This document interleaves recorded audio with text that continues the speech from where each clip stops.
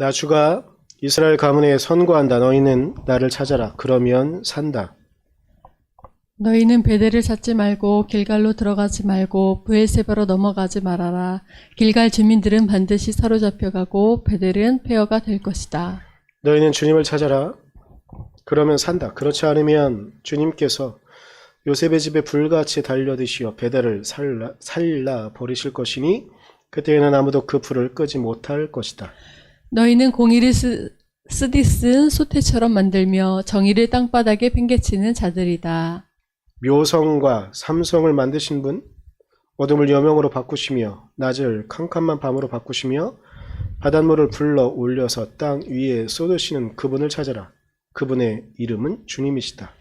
그분은 강한 자도 갑자기 망하게 하시고 견고한 산성도 폐허가 되게 하신다.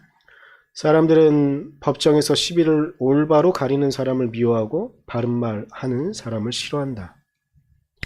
너희가 가난한 사람을 짓밟고 그들에게서 곡물세를 착취하니 너희가 다듬은 돌로 집을 지어도 거기에서 살지는 못한다. 너희가 아름다운 포도원을 가꾸어도 그 포도주를 마시지는 못한다.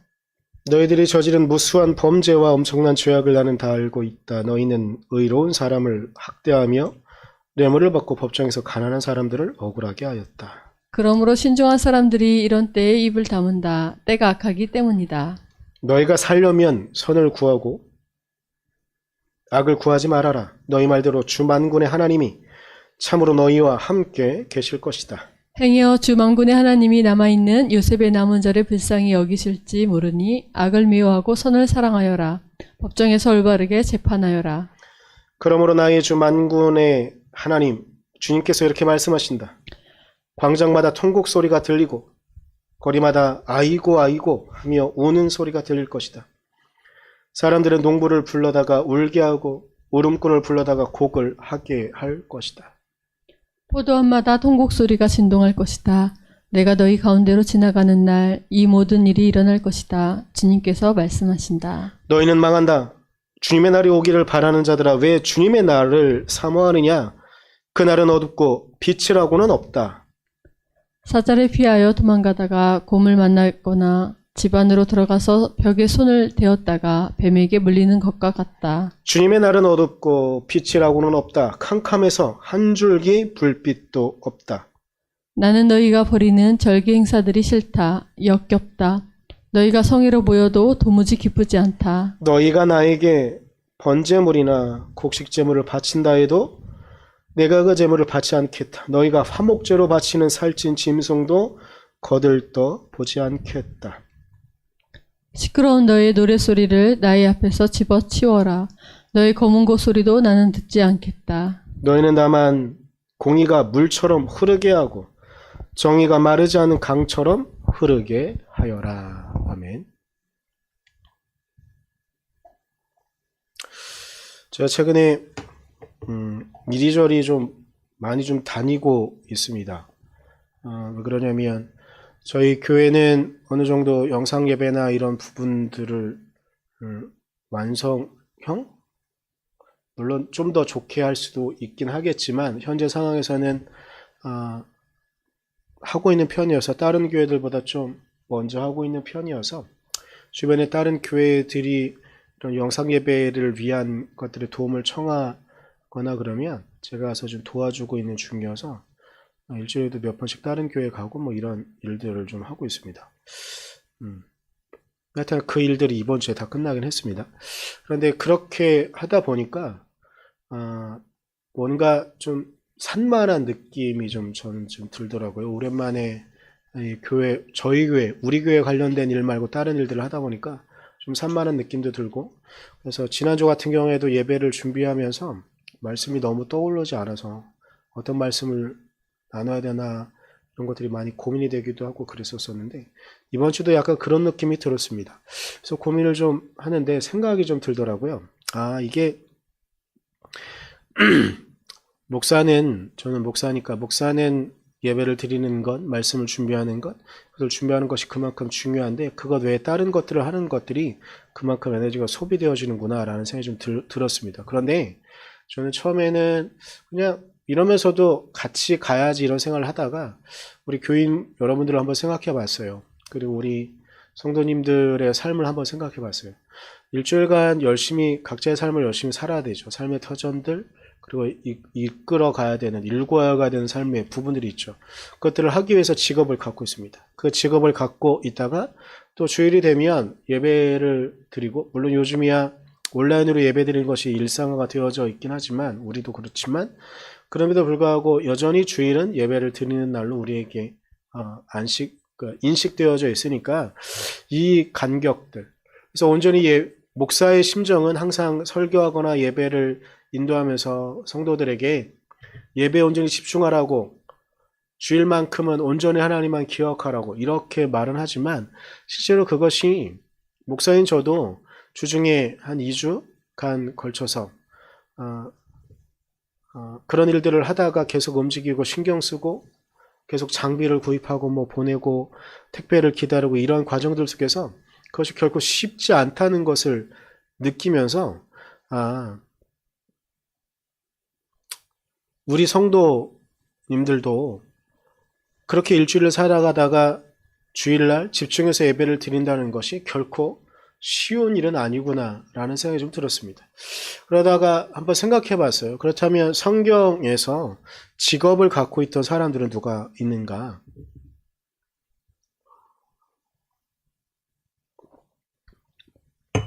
당장 예수님도 그분의 사역을 시작하기 전에는 직업이 있었습니다. 잘 아시는 것처럼 목수였었죠. 그리고 예수님의 제자들 중에서도 성경의 근거를 좀 찾아보면 대략 5명 정도는 직업이 있었던 것을 찾을 수 있습니다. 물론 다른 사람들에 관련된 이야기들도 추리해서 가능하긴 하지만, 일단 명확하게 드러나 있는 예수님의 제자들, 12명의 제자들 가운데 5명은 직업이 공개되어져 있습니다. 가장 유명한 직업은 어부죠. 어부들. 유명한 베드로,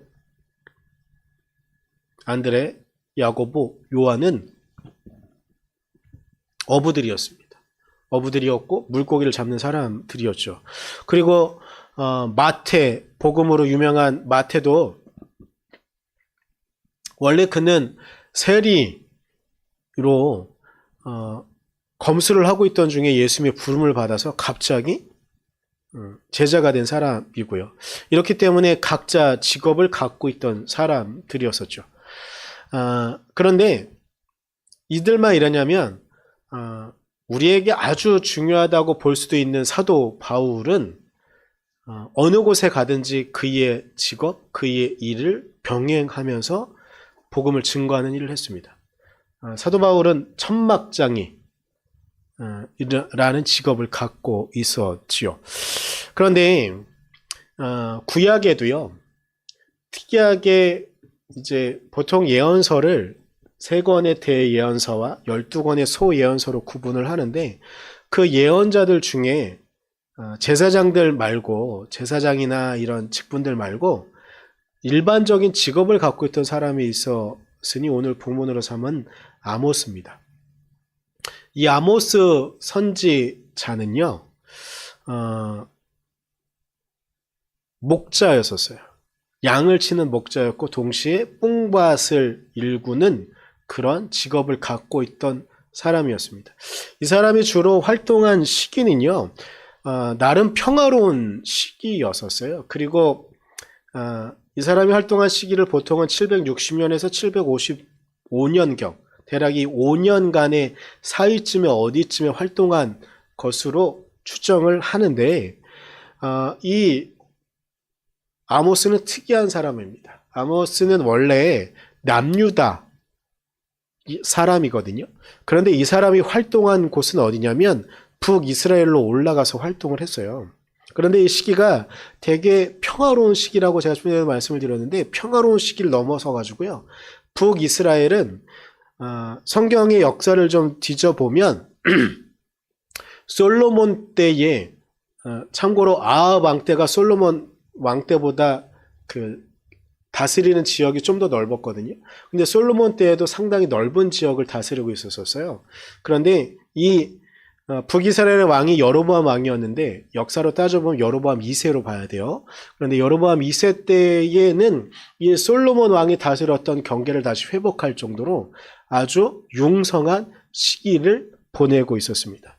이때 얘는 군사적으로도 상당히 좀 편안한 그런 시기였기 때문에 외세의 침입을 잘 받지 않는 시기였고, 이 외세의 침입이 없으면 북이스라엘은 남유다보다 그리고 주변의 국가보다 아주 좋은 이점을 갖고 있었는데, 그게 무엇이냐면 지중해를 끼고 있다는 것이었거든요. 지중해를 끼고 있으면 무역을, 그러니까 외세 공격만 없으면 무역으로 아주 수없이 많은 수익을 얻을 수 있는 그런 아주 이로운 지역이거든요. 그런데 그런 지역이었기 때문에 경제적으로도 아주 융성한 시기를 맞게 돼요. 그래서 이전에 거의 솔로몬 때 누렸던 그 정도의 경제력을 회복할 정도로 여로보암 2세는 경제적으로 아주, 그리고 군사적으로도, 그리고 외교적으로도 아주 편안한 시기를 보낼 수 있었던 그런 왕이었습니다. 그런데 사람들이 잘 인식하지 못하고 있고, 저도 이 아모스를 연구하고 설교할 때마다 생각하고 있는 부분이긴 한데, 무엇이냐면 아모스는 다른 선지자들보다 거의 1세대 선지자라고 볼 수 있는 그런 선지자입니다. 왜 그런지는 제가 조금 있다가 하나씩 말씀을 드리겠는데, 이 아모스 선지자는 남유다에서 원래 목자로 그리고 뽕밭을 치는 농업에 종사하는 그런 사람이었습니다. 그런데 하나님의 음성을 듣게 되는 것이죠. 그런데 제가 계속 말씀드리지만 이 사람은 남유다 사람입니다. 그런데 북이스라엘로 올라가요. 물론 같은 유대인이란 민족적인 정체성을 갖고 있긴 하지만 때로는 서로 남유다와 북이스라엘은 경쟁하기도 했고, 때로는 서로 도와주기도 했고, 그런 미묘한 관계를 갖고 있었던 그런 국가 체계였거든요. 그런데 이 남유다 사람인 아모스가 북이스라엘로 올라가요. 그리고 북이스라엘은, 남유다는 예루살렘에서 하나님께 예배를 드렸고요. 북이스라엘은 베델이라는 곳에서 하나님께 예배를 드렸거든요. 그런데 어느 날 이 아모스가 북이스라엘로 올라갑니다. 그리고 베델 성전 앞에서 예언을 하기 시작을 합니다. 아모스 선지자의 예언을 좀 보면 1장 3절부터 나 주가 선구한다라는 말로 이렇게 말을 시작하면서 각 지역, 각 나라, 각 민족들에 대한 예언을 하거든요. 처음에 이렇게 말해요. 1장 3절에 나 주가 선구한다라고 이야기하면서 처음엔 다마스쿠스, 우리에겐 익숙한 다메섹. 근데 참고로 다마스쿠스는 이때는 여로보암 왕이 북이스라엘에서 다마스쿠스를 완전히 정복해가지고요, 그의 지배 아래 둔 지역이거든요. 그럼에도 불구하고 뭔가 마음에 안 들고 이놈들이 감히 덤벼? 이런 느낌을 갖고 있던 그런 국가였고 지역이었는데, 이 다마스쿠스에 대한 이야기를 시작해요. 나주가 선고한다. 너네가 오만망작에 이런저런 일들을 했다. 그래서 여호와 하나님 나는 그들을 결코 용서하지 않고 그들을 징벌할 것이다. 근데 처음엔 그래? 하나님의 영이 임한 사람이 이런 예언을 하나 보다, 이렇게 사람들이 들어요. 근데 그 다음에 또 나 주가 선고한다라고 이야기하면서 6절엔 가사에 대한 이야기를 해요. 그 주변에 있던 또 다른 가사에 대한 이야기를 해요. 근데 가사도 이들에겐, 이스라엘 백성들에겐 그냥 이것들이 감히 덤벼, 요 정도의 느낌이었거든요. 가사, 그래, 그놈들도 우리에게 허튼 짓을 하고 있어. 그러니까 똑같이 말하는 거야. 나 주가 선고한다. 너네가 방장에 나 여호와의 말을 거역하고 이스라엘을 괴롭히고, 그렇기에 내가 너희들을 결코 가만두지 않고 꼭 징벌할 것이다. 사람들이 좋은 말 하는데 이러고 이렇게 이제 아모스의 말에 귀를 기울이기 시작합니다. 이제 9절에서 또 나 주가 선고한다라고 말을 하면서 이번에 9절에서는 1장 9절에 두로에 대한 예언을 합니다. 두로도 비슷하거든요. 그래. 저 사람 말 잘하는데? 그래, 저놈들도 하나님의 말 안 듣고 우리를 공격하고 있어. 우리를 업신여기고 있어. 우리 나름 강한데. 좋아. 잘하고 있네. 박수를 치기 시작합니다. 근데 11절에 또 시작을 합니다. 나주가 선고한다라고 이야기하면서 또 이야기를 하는데, 이때는 에돔에 대한 이야기를 해요. 근데 에돔부터, 지금부터 나오는 민족들은 이스라엘이 깔볼 수가 없는 약간은 어려운 그런 대상들이었거든요. 에돔에 대한 이야기를 합니다. 그런데 여기서 또 하는 거예요. 에돔 너희가 강력한 너희들의 힘을 믿고 우리를 배역하고 있구나. 하나님의 말씀을 듣지 않고 있구나. 결코 너희를 용서하지 않을 것이다. 사람들이 막 화나기 시작합니다. 이제는 그냥 작은 박수가 아니라 소리까지 오죠. 그래 잘한다 그래. 저 사악한 에돔 분명히 하나님께서 가만두지 않으실 거야. 내가 말을 못하고 있었는데 오 잘한다. 뛰어나다. 이렇게 이야기를 시작하는 거죠. 귀를 활짝 열고 이 아모스 선지자의 이야기를 들으려고 합니다. 13절에 또 시작합니다. 나 주가 선고한다. 이때 말하는 건 에돔보다 좀 더 강성했고 이스라엘 백성들을 계속 마음속에 계속 마음에 들지 않고 우리를 괴롭히는 암몬에 대한 이야기를 합니다. 저놈들이 힘이 세다고 우리를 업신여겼는데 그래 저놈들이 하나님의 말씀을 잘 경청하지 않고 듣지 않았어. 좋아. 하나님께서 저들을 분명히 심판하실 거야. 이런 마음을 갖고 환호와 모든 사람들이 점점점 많이 모여들면서 아모스 얘기를 듣습니다. 이 이야기는 2장에도 이어집니다. 2장 1절엔 나 주가 선고한다라고 말하면서 모압에 대한 이야기를 합니다. 모압은 국력으로 따지면 이스라엘에게 한참 위에 있는 국가였거든요. 그럼 민족이었어요. 그런데 이스라엘 백성들이 이야기를 들으면서 그래 모압까지 하나님께서 가만두지 않으시겠다고. 좋아. 그래 하나님은 정말 우리를 사랑하셔. 우리가 베델에서 이렇게 열심히 하나님께 예배드리고 있으니까 하나님께서 우리를 저버리지 않으셨구나. 그래 이렇게 우리가 하나님께 예배하는 것이 우리가 지금 이렇게 강하게 사는 것이 하나님께서 우리에게 선하게 보셔서 이러는 거지. 막 환호해요. 그런데 4절에 또 한 번 이야기를 시작합니다. 2장 4절엔 나 주가 선고한다라고 이야기하면서 남유다를 이야기합니다. 근데 남유다? 아모스는 유다 사람인 것 같은데 말투와 억양이 우리와 다른데 남유다마저도 하나님 앞에 신실하지 않은 모습들이 있구나. 그래 우리가 이 베델에서 이 성전을 아름답게 져놓고 하나님께 열심히 예배했더니 이 남유다마저도 하나님께서 심판하시구나. 좋아 그래 우리는 하나님을 잘 섬기고 있어. 막 이러고 있었어요. 그런데 갑자기 2장 6절의 분위기를 바꿉니다. 아모스는 나 주가 선고한다라고 이야기하면서 말하는데 이때에는 이스라엘의 잘못을 지적합니다.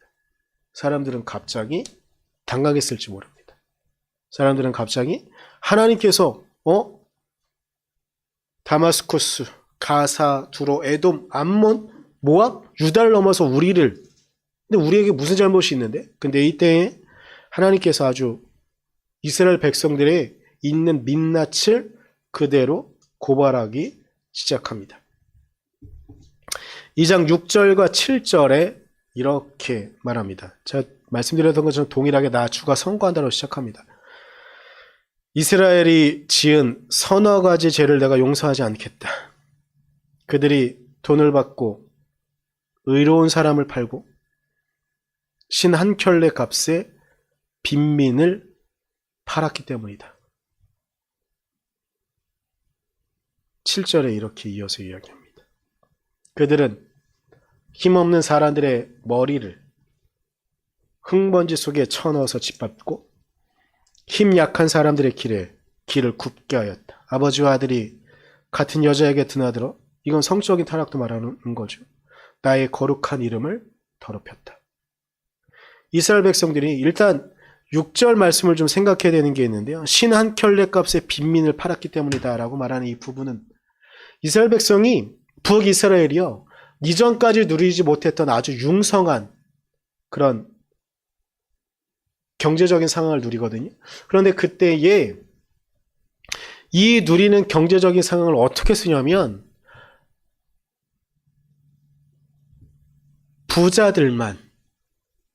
부자들은 넘쳐나는 부를 어떻게 감당할지 몰라가지고요. 실제로 이 당시쯤에 역사적인 자료를 하면 귀족들은요, 그리고 왕족들은 여름궁, 가을궁, 겨울궁, 그러니까 궁을 이렇게 만들었다는 거예요. 그래서 휴양지에 가서 매 철마다 가서 휴양할 수 있는 곳들을 두었다고 그래요. 그리고 거리에는 흥청망청 충분한 경제적으로 누리고 있는 이 경제를 누리는데 결코 뭐 어떤 두려움이나 꺼리낌 없이 부자는 더욱더 잘 살고, 그런데 이 6절에서 말하고 있는 신 한 켤레 값의 빈민을 팔았다라고 말하는 건 같은 이스라엘 백성의 가난한 사람의 고열을 짜내는데 어떠한 꺼리낌도 없었다는 겁니다. 그리고 7절에 성적인 타락도 이야기합니다. 그런데 이 사람들이 특이한 게 있었는데 어쩔 수 없는 유대인이었던 것 같아요.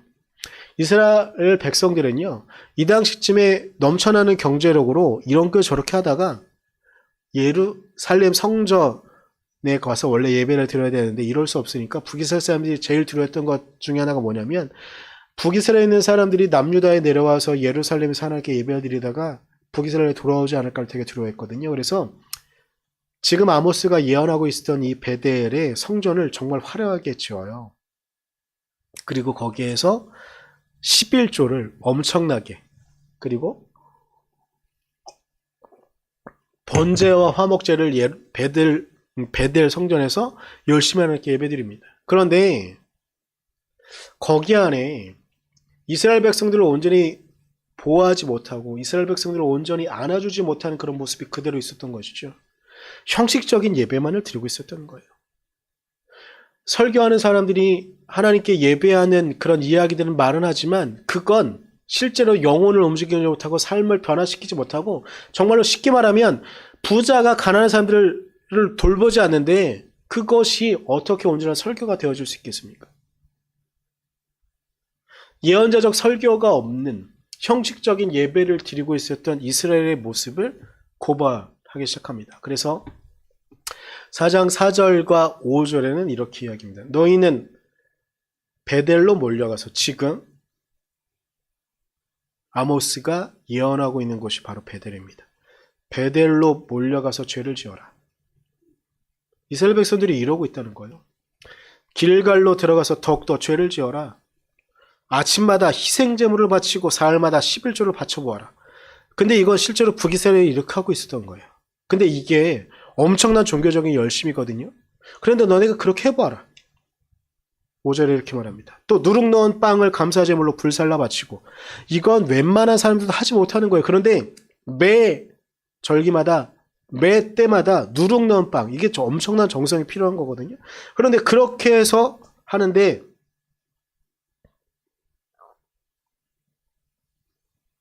또 이야기합니다. 큰 소리로 알리면서 자원 예물을 드려보라.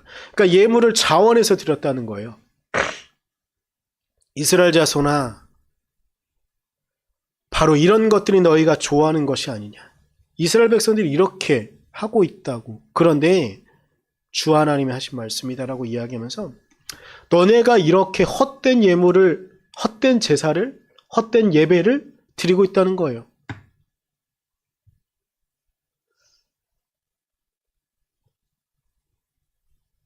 이 말씀을 보면서요, 처음에 시작은 직업을 갖고 있었던 부분들, 일하는 부분들에 대한 생각이 좀 들었습니다.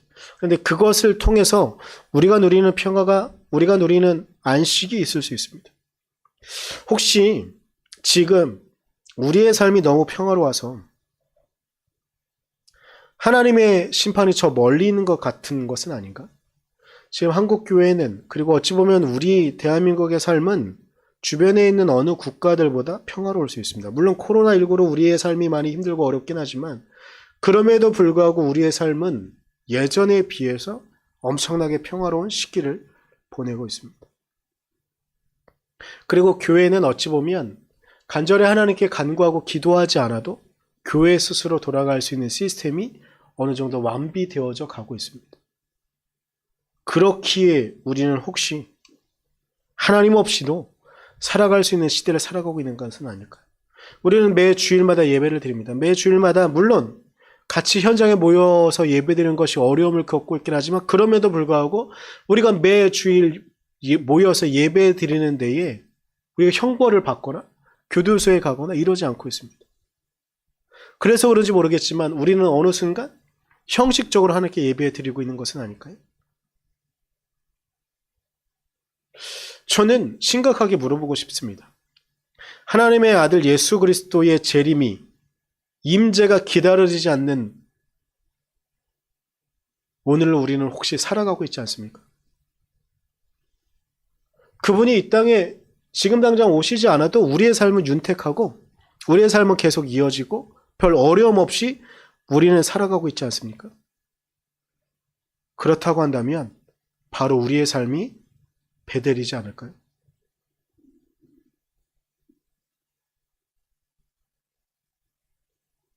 바로 여러분이, 바로 저가, 바로 우리가 베델과 같은 삶을 살아가고 있는 것은 아닐까요?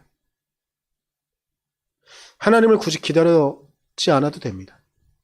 우리가 지금 강민절을 보내고 있긴 하지만 예수 그리스도를 굳이 예수 그리스도의 이 땅에 오심이 우리의 삶의 오심이 그렇게 중요하지 않은 삶을 살아가고 있는 것은 아닐까요? 우리는 매일매일 예수 그리스도를 기다리고 매일매일 예수 그리스도가 우리의 삶에 오셔서 우리를 다스려 주시기를 간절히 바라고 기다려야 됩니다. 그런데 우리는 예수 그리스도를 기다리지 않습니다.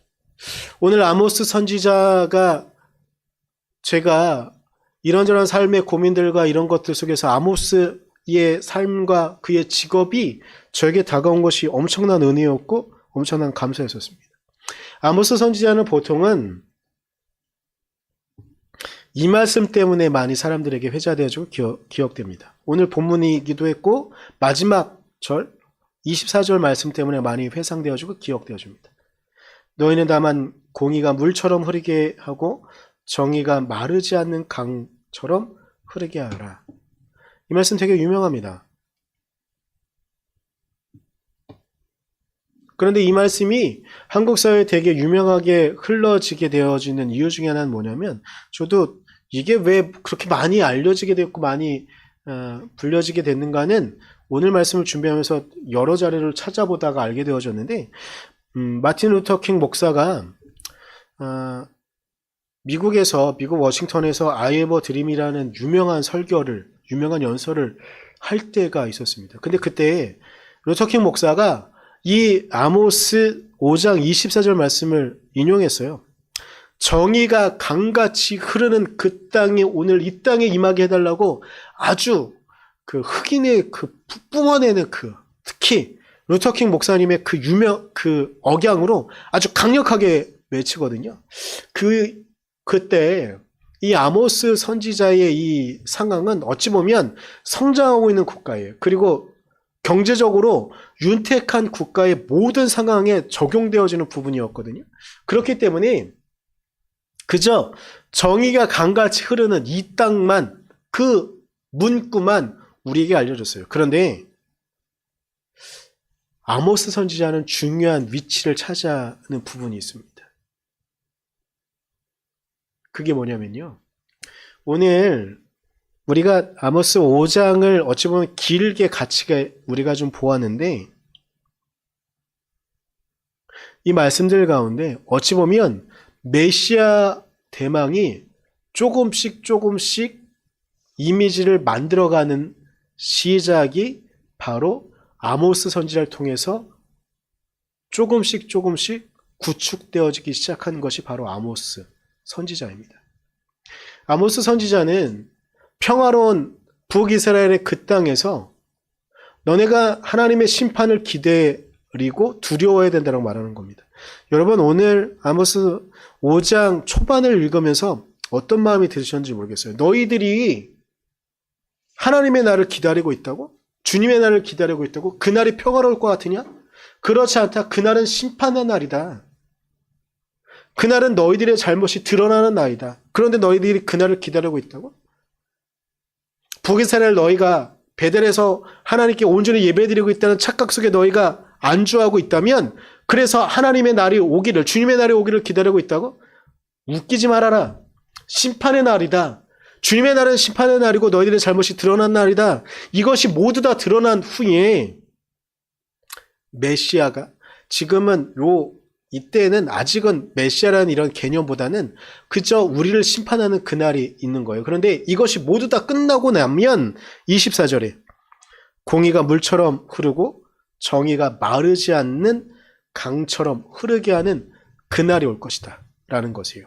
그런데 이것이 나중에는 이사야 선지자나 다른 선지자들에게 구체화되어지면서 이사야 선지자에게 고난받는 어린 양의 이미지까지 이르게 하는 것이 바로 아모스 선지자가 예언한 그 이야기의 흐름입니다.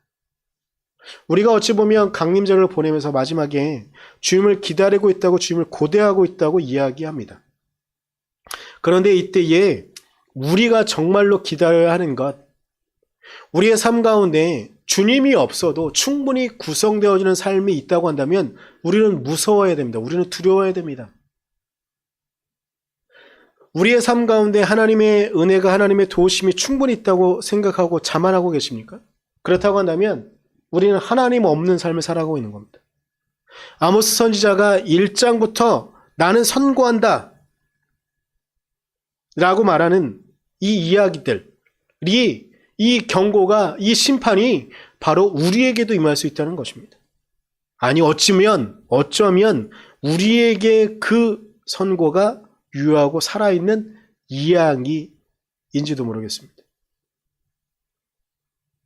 그런데 제가 사역에 대한 이야기를 했잖아요. 일하는 거에 대한 이야기를 했잖아요. 아모스는요, 이렇게 예언을 하고 난 다음에 역사에서 사라집니다. 아모스의 메시지만 남습니다. 제가 이 상황을 보면서 그 생각이 들었어요. 하나님께서 당신의 사역을 하시는 방식은 각자의 삶과 각자의 삶의 터전에서 최선을 다해서 살아가는 삶, 아모스 같은 삶, 그런 사람, 그리고 그를 불러서 당신의 말씀을 하게 하고 당신의 사역을 하게 하신 후엔, 저는 아모스 선지자가 이 이야기를 하고 난 다음에, 그리고 열심히 대략 5년 정도의 사역을 마치고 나서 남녀대로 가서 또 목자의 삶, 뽕밭을 일구는 삶을 살아가지 않았었을까? 그래서 어찌 보면 그의 삶이, 그의 이름이 영원히 남거나 이런 것이 중요한 것이 아니라 아모스 선지자가 예언한 그 이야기들, 그리고 후대에 그 이야기는 발전되어서 메시아 대망에 이르게 하는, 우리의 강림절을 기대하며 우리가 성탄절을 기대하게 하는 것처럼 그렇게 살아가는 것은 아닐까? 그래서 어찌 보면 우리의 삶이 매일매일 하나님의 일을 아주 긴장스럽게 그렇게 하기도 하긴 하지만, 또 우리의 삶을 다시 돌아가게 하고 우리의 삶을 또 책임지게 하고 우리의 삶을 그렇게 이끌어가게 하는 것은 아닐까? 그렇다고 한다면 우리는 하나님의 그 일을 감당할 수 있는, 그리고 그 일을 같이 만들어갈 수 있게 하는 그 일이 우리 안에 있다고 저는 믿습니다. 우리의 삶을 온전히 감당하면서 우리가 주님을 찾으며 주님의 도우심을 바라며 우리가 우리의 삶에서 하나님이 필요 없다고 생각하는 그런 삶이 아니라 우리가 매일 예수 그리스도의 그 도우심을 기대하며 하나님께서 우리의 삶을 이끌어주기를 바라는 그런 삶을 살아갈 수 있기를, 그래서 우리의 매일매일이 주님 앞에 온전히 드려질 수 있기를,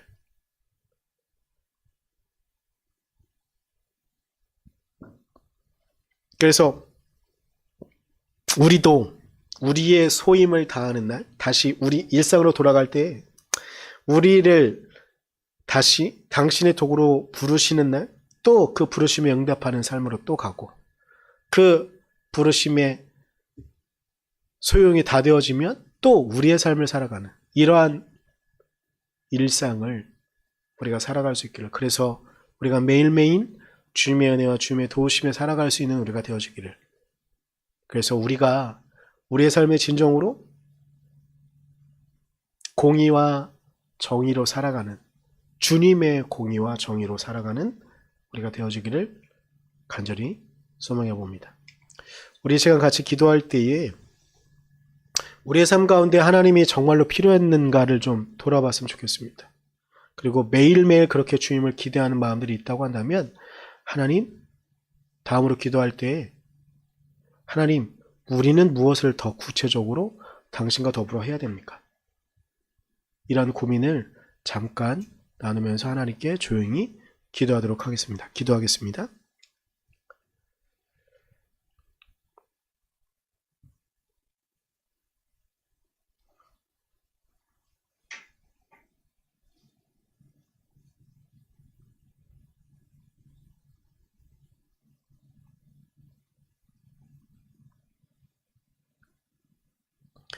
연하여 기도합니다. 주님, 우리가 주님의 은혜와 주님의 도우심 가운데만 나아가며 주님의 이끄심 가운데만 있기를 간절히 소망합니다.